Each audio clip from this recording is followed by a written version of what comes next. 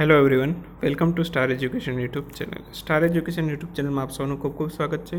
આજનો જે વિડીયો છે એમાં આપણે ચર્ચા કરીશું 3 મેના બધા જ અગત્યના કરંટ અફેર વિશે. મિત્રો, ડેઇલી ફક્ત ને ફક્ત આપણે 10 મિનિટની અંદર દિવસના જે પણ કંઈ અગત્યના કરંટ અફેર હોય છે જે તમારી પરીક્ષા માટે મહત્ત્વપૂર્ણ હોય છે એ માત્ર ને માત્ર આપણે 10 મિનિટની અંદર કવર કરી લઈએ છીએ. તો આ વિડીયો તમને જીપીએસસી અને ગુણ સેવાની તો બધી જ પરીક્ષામાં ઉપયોગી બનશે જ, પરંતુ જો તમે તલાટી, જુનિયર ક્લાર્ક અને બિન સચિવાલય જેવી પરીક્ષાઓની તૈયારી કરતા હોય તો એવી પરીક્ષાઓમાં પણ તમને આ વિડીયો ખૂબ જ હેલ્પફુલ થશે. વિડીયો સારો લાગે મિત્રો તો પ્લીઝ એક લાઇક કરી સપોર્ટ જરૂર કરજો, તમારા મિત્રોની સાથે શેર કરજો અને જો ચેનલમાં નવા હોય તો સબસ્ક્રાઇબ કરી અને બાજુમાં રહેલો બેલ સિમ્બોલ જરૂર દબાવજો જેથી આવનારા વિડીયોની નોટિફિકેશન મળતી રહે. મિત્રો, એક લાઇક જરૂર કરજો. લાઇક કરશો તો આવા વિડીયો બનાવવા માટે અમને ખૂબ જ પ્રોત્સાહન મળશે, મોટિવેશન મળશે. તો પ્લીઝ લાઇક કરી મોટિવેટ કરતા રહ્યો. શરૂ કરીએ આજનો વિડીયો 3 મેના કરંટ અફેરનો. સૌથી પહેલી વાત કરીએ આંતરરાષ્ટ્રીય મજૂર દિવસ તાજેતરમાં જ કઈ તારીખે ઉજવવામાં આવેલો. ઓપ્શન તમારી સામે આપેલા છે, બરાબર. બધાને ખબર હશે 1 મેના રોજ, પરંતુ આપણે ડિટેલમાં પણ હમણાં ચર્ચા કરશું, બરાબર. 1 મેના રોજ આંતરરાષ્ટ્રીય મજૂર દિવસ અથવા તો શ્રમિક દિવસ તરીકે પણ ઓળખાય. વિશ્વ મજૂર દિવસ કે વિશ્વ શ્રમિક દિવસ કે બધાનો આન્સર એક જ આવશે, 1 મે, બરાબર. 1 મેએ હમણાં જ આપણે ગઈકાલના વિડીયોમાં પણ જોયેલું હતું. 1 મે કયા રાજ્યનો સ્થાપના દિવસ હતો? એક તો ગુજરાત, બરાબર. ગુજરાતનો તો સ્થાપના દિવસ હતો. સાથે સાથે બીજા કયા રાજ્યનો હતો? મહારાષ્ટ્રનો, બરાબર. તો આ બંને રાજ્યના સ્થાપના દિવસની ઉજવણી થઈ હતી અને સ્થાપના ક્યારે થઈ હતી? 1960માં, બરાબર. બોમ્બે સ્ટેટમાંથી અલગ થઈ અને ગુજરાત અને મહારાષ્ટ્ર બે અલગ રાજ્યની રચના થઈ હતી, બરાબર. તો એટલું યાદ રાખજો, બરાબર. બીજું સાથે સાથે આપણે ચર્ચા કરી લઈએ. 25 એપ્રિલે કયો દિવસ હતો? મલેરિયા દિવસ હતો. અને 29 એપ્રિલે કયો હતો? વિશ્વ બૌદ્ધિક સંપદા દિવસ, બરાબર. તો બંને દિવસો પણ યાદ રાખી લેજો સાથે સાથે. એના પછીની વાત કરીએ તો આંતરરાષ્ટ્રીય મજૂર દિવસ વિશે થોડુંક ડિટેલમાં જોઈ લઈએ. તો આંતરરાષ્ટ્રીય મજૂર દિવસ હતી, બરાબર. તો એની આ વખતની થીમ શું હતી? તો કે સામાજિક અને આર્થિક ઉન્નતિ માટે શ્રમિકોને એકત્રિત કરવા. આ વખતની વર્ષ 2019ની થીમ શું હતી? સામાજિક અને આર્થિક ઉન્નતિ માટે શ્રમિકોને એકત્રિત કરવા. અને સૌથી પહેલો ભારતની અંદર શ્રમિક દિવસ છે એની ઉજવણી ક્યારે થઈ હતી? તો કે 1930માં, બરાબર. મિત્રો, આ શ્રમિક દિવસ છે, બરાબર, એ એક વખત શ્રમિકો છે, બરાબર, એણે 8 કલાકના વર્કિંગ અવર માટે ખૂબ જ મોટું પ્રદર્શન કરવામાં આવેલું હતું. તો એની યાદમાં આ 1 મેના રોજ આ પ્રદર્શન કરેલું હતું અને ખૂબ જ મોટું પ્રદર્શન હતું. તો એની યાદમાં 1 મેનો દિવસ છે, બરાબર, એ આંતરરાષ્ટ્રીય મજૂર દિવસ તરીકે ઉજવાય છે. તો એ પણ યાદ રાખી લેજો સાથે સાથે. હવે એના પછીની વાત કરીએ તો ગુજરાતની આપણે સ્થાપના દિવસની વાત તો હમણાં થઈ ગઈ, પરંતુ જે ગુજરાત રાજ્યનું છે સૌપ્રથમ ઉદ્ઘાટન છે કોના હસ્તે કર્યું હતું? રવિશંકર મહારાજના હસ્તે. કઈ જગ્યાએ? સાબરમતી આશ્રમ, અમદાવાદ ખાતે. અને ગુજરાતનું જે પહેલું પાટનગર હતું ને એ પણ અમદાવાદ હતું. અને ત્યાર પછી અત્યારે હાલનું શું કરવામાં આવેલું છે? તો કે ગાંધીનગર, બરાબર. ગાંધીનગર અત્યારે હાલનું પાટનગર છે. અને સૌપ્રથમ પાટનગર કઈ ગુજરાતનું? તો કયું હતું? અમદાવાદ. યાદ રાખજો, જ્યારે આ પ્રશ્ન પૂછાશે કે ગુજરાતનું સૌપ્રથમ પાટનગર કયું હતું, તો ત્યારે ઓપ્શનની અંદર અમદાવાદ અને ગાંધીનગર બંને ઓપ્શન આપેલા જ હશે. મોટાભાગના ગાંધીનગર લખીને આવશે, પરંતુ સૌપ્રથમ હતું અમદાવાદ. યાદ રાખી લેજો, બરાબર. એના પછી આંતરરાષ્ટ્રીય જે મજૂર દિવસ છે એની ઉજવણી કોના દ્વારા થાય છે? તો કે આંતરરાષ્ટ્રીય શ્રમિક સંગઠન દ્વારા, ઇન્ટરનેશનલ લેબર ઓર્ગેનાઇઝેશન, ILO, બરાબર. તો આંતરરાષ્ટ્રીય શ્રમિક સંગઠન છે એના વિશે પણ જાણી લો કે સ્થાપના થઈ હતી 1919માં, બરાબર. 1919માં સ્થાપના થઈ હતી. અને ત્યાર પછી વડુમથક ક્યાં આવેલું છે? તો કે સ્વિટ્ઝરલેન્ડના જીનીવા ખાતે. ILOનું વડુમથક ક્યાં છે? સ્વિટ્ઝરલેન્ડના જીનીવા ખાતે, બરાબર. ત્યાર પછી વાત કરું તો WHOનું પણ વડુમથક સ્વિટ્ઝરલેન્ડમાં જ આવેલું છે, જીનીવા ખાતે, બરાબર. વર્લ્ડ હેલ્થ ઓર્ગેનાઇઝેશન 7 એપ્રિલે વિશ્વ આરોગ્ય દિવસ આની યાદમાં ઉજવાય છે. 1948માં સ્થાપના થઈ હતી. એના પછી તાજેતરમાં ન્યાયાધીશ અભય નિવાસ ઓકા કયા રાજ્યના મુખ્ય ન્યાયાધીશ તરીકે એમની નિમણૂક કરવામાં આવેલી છે? તો ઓપ્શન તમારી સામે આપેલા છે: તમિલનાડુ, આંધ્રપ્રદેશ, કર્ણાટક અને કેરળ. કયા રાજ્યના હતા? સી, કર્ણાટક. કર્ણાટક રાજ્યના નવા મુખ્ય ન્યાયાધીશ તરીકે નિમણૂક કરવામાં આવેલી છે, બરાબર. એના પછીની વાત કરીએ તો થોડુંક ડિટેલમાં જોઈએ તો ભારતના બંધારણમાં કયા અનુચ્છેદ મુજબ ન્યાયાધીશની નિમણૂક રાષ્ટ્રપતિ દ્વારા કરવામાં આવે એવો પ્રશ્ન પણ ઘણી વખત પૂછાયો છે. તો અનુચ્છેદ 217. બરાબર. પ્રશ્ન એમ પણ પૂછાય કે રાષ્ટ્રપતિ દ્વારા મુખ્ય ન્યાયાધીશની નિમણૂક કરવામાં આવે છે તો એ ભારતના કયા બંધારણમાં એનો ઉલ્લેખ કરેલો છે? તો અનુચ્છેદ નંબર 217 યાદ રાખી લેજો. બરાબર. કર્ણાટક રાજ્યના મુખ્ય ન્યાયાધીશ તરીકે શ્રી અભય નિવાસ ઓકાની નિમણૂક થઈ છે તાજેતરમાં. તો કર્ણાટકની વાત આવી છે તો કર્ણાટક વિશે પણ જાણી લઈએ. રાજધાની છે બેંગ્લોર. બેંગ્લોરમાં ઈસરોનું વડું મથક આવેલું છે. બરાબર. ઈસરોનું વડું મથક આવેલું છે. ઈસરો વિશે પણ હવે થોડું ઘણું કહી દઉં કે સ્થાપના થઈ હતી 1969. બરાબર. અત્યારે હાલમાં અધ્યક્ષ કોણ છે? કે શિવાન. બરાબર. કે શિવાન હાલમાં અધ્યક્ષ છે. બરાબર. એના પછી મુખ્યમંત્રી કોણ છે કર્ણાટકના? તો કે એચ.ડી. કુમારસ્વામી. અને હાલમાં રાજ્યપાલ કોણ છે? તો કે વજુભાઈ વાળા. બરાબર. એના પછી નેક્સ્ટ ક્વેશ્ચન, તાજેતરમાં મે 2019 દરમિયાન નીચેનામાંથી કયા આતંકવાદીને આંતરરાષ્ટ્રીય આતંકવાદી જાહેર કરવામાં આવેલું છે? બરાબર. તો ઓપ્શન તમારી સામે છે.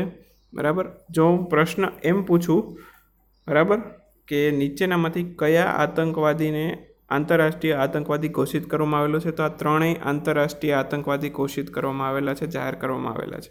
બરાબર. પરંતુ અહીંયા શું મેં ચોખવટ પાડેલી છે અહીંયા કે મે 2019 દરમિયાન કોને આંતરરાષ્ટ્રીય આતંકવાદી જાહેર કરવામાં આવેલો? તો જવાબ શું આવશે અહીંયા? મસૂદ અઝહર. બરાબર. મે 2000 હમણાં પહેલી મેના રોજ જ તે મસૂદ અઝહર છે, બરાબર, એમને યુનાઇટેડ નેશન્સની જે સિક્યોરિટી કાઉન્સિલ છે યુએનએસસી એમના દ્વારા મસૂદ છે એને વૈશ્વિક સ્તરે આતંકવાદી જાહેર કરી દેવામાં આવેલો છે. બરાબર. તો અત્યારે હાલમાં ખૂબ જ ચર્ચામાં છે એટલે એક પ્રશ્નમાંથી 100% આવશે. વ્યવસ્થિત રીતે યાદ રાખી લેજો, મગજમાં બેસાડી લેજો, નામ યાદ રાખી લેજો, મસૂદ અઝહર. અને મિત્રો આજે દાઉદ ઇબ્રાહિમ અને હાફિઝ સઈદ આ બે નામ લખેલા છે, એને પણ આંતરરાષ્ટ્રીય આતંકવાદી જાહેર કરેલા જ છે. કયા વર્ષે જાહેર કરેલા છે એ પણ જાણી લઈએ. તો દાઉદને કરેલો છે વર્ષ 2003માં. બરાબર. હજી સુધી એનો કોઈ પત્તો મળ્યો નથી, પરંતુ આંતરરાષ્ટ્રીય આતંકવાદી જાહેર કરી દેવાયો છે. અને હાફિઝ સઈદ એને પણ વર્ષ 2008માં આંતરરાષ્ટ્રીય આતંકવાદી જાહેર કરી દેવાયો હતો, પરંતુ હજી સુધી આનો પણ કાંઈ પત્તો નથી. મસૂદ અઝહર છે એ ભારતની હિરાસતમાં હતો, એની હિસ્ટ્રી ખબર હોય તો, અને પ્લેન હાઇજેક કરી અને એને ભારતમાંથી પાછા લઈ ગયા હતા આતંકવાદીઓ. બરાબર.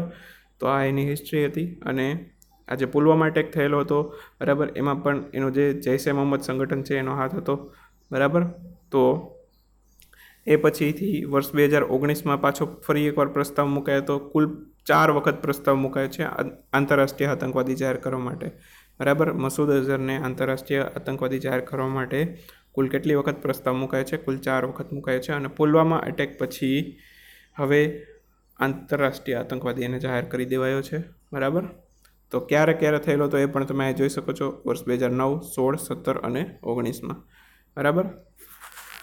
તો આટલી વસ્તુ છે જે તમારે યાદ રાખવાની છે. હવે યુનાઇટેડ નેશન્સની સિક્યોરિટી કાઉન્સિલની વાત આવેલી છે, તો યુએનએસસીનું પૂરું નામ જાણી લો, યુનાઇટેડ નેશન્સ સિક્યોરિટી કાઉન્સિલ. બરાબર. કુલ કેટલા સભ્ય દેશો છે? કુલ 15 સભ્ય દેશો છે. અહીં 15 સભ્ય દેશોના નામ આપેલા છે. વિડીયો પોસ્ટ કરીને તમે વાંચી લેજો.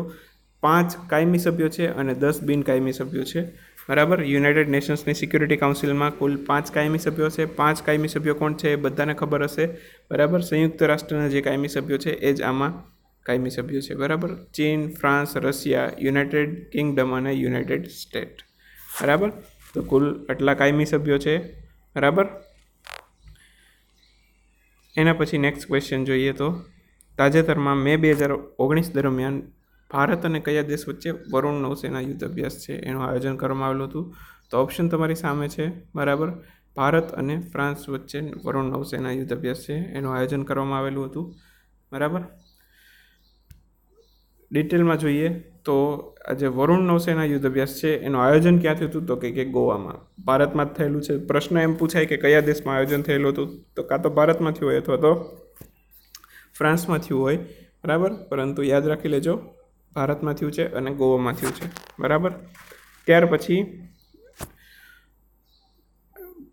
અગાઉના યુદ્ધ અભ્યાસ વિશે પણ થોડુંક રિપીટ કરી લઈએ એટલે યાદ રહી જાય. તો ભારત અને બાંગ્લાદેશ વચ્ચે થયેલો હતો સંપ્રીતિ યુદ્ધ અભ્યાસ, અને ભારત અને શ્રીલંકા વચ્ચે તાજેતરમાં જ થયેલો હતો મિત્ર શક્તિ યુદ્ધ અભ્યાસ. શ્રીલંકા છે, શ્રીલંકા હાલમાં બહુ ચર્ચામાં રહ્યું છે, બરાબર. તાજેતરમાં જ છે શ્રીલંકાની અંદર વિસ્ફોટ પણ થયેલા હતા, બરાબર. ત્યાર પછી વાત કરું તો શ્રીલંકાએ પોતાનો નવો ઉપગ્રહ પણ લોન્ચ કરેલો છે, રાવણ 1 નામ છે, બરાબર. તો શ્રીલંકા હાલમાં ખૂબ જ ચર્ચામાં રહી છે, અને ભારતની સાથે યુદ્ધ અભ્યાસ થયેલો હતો મિત્ર શક્તિ. તો કુલ એટલી વસ્તુ છે જે યાદ રાખવાની છે કરંટ અફેર માટે, રોજ રિપીટ કરતા રહીએ છીએ જેથી મગજમાં યાદ રહી જાય. ત્યાર પછી ફ્રાન્સના રાષ્ટ્રપતિ કોણ છે? એમ્યુઅલ મેક્રો, અને ફ્રાન્સની રાજધાની પેરિસ. તો એ પણ યાદ રાખી લેજો. એના પછી 1 મે 2019 દરમિયાન ભારતના સીઆરપીએફના કાફલા પર ગઢચિરોલીમાં નક્સલવાદી હુમલો થયો. તો એ ભારતના કયા રાજ્યમાં આવેલું છે? આ ગઢચિરોલી છે એ ભારતના કયા રાજ્યમાં આવેલું છે? મેઇન વસ્તુ એ છે, બરાબર. તો કયા રાજ્યમાં આવેલું છે? ઓપ્શન તમારી સામે છે. મોટાભાગના જમ્મુ કાશ્મીર લખીને આવશે, જ્યારે ઓપ્શનમાં જમ્મુ કાશ્મીર આપેલો જ હશે આવો પ્રશ્ન પૂછાશે ત્યારે, પરંતુ યાદ રાખજો મહારાષ્ટ્રમાં છે. અને બધા દેશો છે પાકિસ્તાનની સાથે સરહદ ધરાવતા હોય એવા જ દેશોના નામ આપેલા છે ઓપ્શનમાં, બરાબર, જે કન્ફ્યુઝ કરી શકે છે. ત્યાર પછી મિત્રો અત્યાર સુધીમાં કયા કયા દેશોમાં આતંકવાદી હુમલા થયેલા છે એ પણ જાણવું જરૂરી છે. તો સાથે સાથે આ રિપીટ કરી લઈએ. એક તો આપણા ભારતના પુલવામામાં થયેલો હતો, અને એના પછી અત્યારે 1 મે 2019 દરમિયાન મહારાષ્ટ્રમાં પણ ગઢચિરોલી ખાતે આવી જ રીતે IRD બ્લાસ્ટ કરીને હુમલો થયેલો હતો. બીજો શ્રીલંકામાં થયેલો હતો, એક ન્યૂઝીલેન્ડમાં થયેલો છે, અને એક ફ્રાન્સમાં થયેલો છે. તો કુલ આટલા દેશોની અંદર આતંકવાદી હુમલા થયેલા છે જે તમારે યાદ રાખવાના છે. એના પછીનો નેક્સ્ટ ક્વેશ્ચન, તાજેતરમાં યોજાયેલ belt and road initiative summit હતી, એમાં કુલ 37 દેશોના પ્રતિનિધિઓ છે હાજર રહ્યા હતા. એમાં નીચેનામાંથી કયા દેશના પ્રતિનિધિઓ હાજર રહ્યા નહોતા? 37 દેશોના પ્રતિનિધિ હાજર રહેલા હતા, અને એમાંથી ભારત અને અમેરિકા છે, આ બંને દેશો છે એ એબસન્ટ હતા, એના પ્રતિનિધિઓ હાજર નહોતા, બરાબર. તો જવાબ આવશે ડી, એ, બી બંને. હવે થોડુંક belt and road initiative summit વિશે પણ જાણી લઈએ. તો ટૂંકમાં એને BRI સમિટ તરીકે પણ ઓળખાય છે. તો પ્રશ્ન એમ પણ પૂછાય કે તાજેતરમાં યોજેલી BRI સમિટનું પૂરું નામ જણાવો. તો BRIનું પૂરું નામ યાદ રાખી લેજો, બેલ્ટ એન્ડ રોડ ઇનિશિયેટિવ, બરાબર. એના પછી કુલ કેટલા કરાર થયેલા, કેટલા રૂપિયાના કરાર થયેલા? તો કે $64 બિલિયન, $64 બિલિયન કરાર થયેલા. અને આમાં ચીનના રાષ્ટ્રપતિ શી જિનપિંગ સહિત કુલ 37 દેશોના પ્રતિનિધિઓ હાજર રહેલા હતા, બરાબર. આંકડો ખૂબ જ નાનો છે કેમ કે સભ્ય દેશો BRIના કેટલા છે? તો કે 152. બેલ્ટ એન્ડ રોડ ઇનિશિયેટિવના સભ્ય કેટલા છે અત્યારે? કેટલા? કુલ 152 જેટલા દેશો છે ડાયરેક્ટલી અથવા તો ઇનડાયરેક્ટલી આના BRIના અત્યારે સભ્ય છે, પરંતુ એમાંથી 37 જેટલા હાજર રહેલા હતા, બરાબર. એના પછી વાત કરીએ તો કયા બે દેશોના ગેરહાજર રહેલા હતા? હમણાં જ આપણે કીધું, ભારત અને અમેરિકા, બરાબર. જે બે મોટા દેશો છે, બરાબર, તો એમાંથી ભારત અને અમેરિકા છે, આ બંને દેશો. એ સિવાય પણ ઘણાના ગેરહાજર હતા, ઇન્ડોનેશિયા, ઘણા બધા દેશોના ગેરહાજર હતા, પરંતુ ભારત અને અમેરિકાના ગેરહાજર હતા, બરાબર. એ ખૂબ જ અત્યારે મોટું. ત્યાર પછી આજના લેક્ચરમાં આટલું રાખશું, બરાબર. વિડીયો સારો લાગેલો હોય તો લાઈક કરી દેજો, તમારા મિત્રોની સાથે શેર કરી દેજો, અને સબસ્ક્રાઈબ કરવાનું બાકી હોય તો સબસ્ક્રાઈબ કરી બાજુમાં રહેલો બેલ સિમ્બોલ જરૂર દબાવજો, જેથી આવનારા વિડીયોની નોટિફિકેશન મળતી રહે. તો ફરી પાછા નેક્સ્ટ વિડીયો લેક્ચરની અંદર મળશું નવા કરંટ અફેર સાથે. ત્યાં સુધી આવજો, બાય બાય, ગુડ નાઇટ, શુભરાત્રી. વિડીયો જોવા માટે આપ સૌનો ખૂબ ખૂબ આભાર, બરાબર.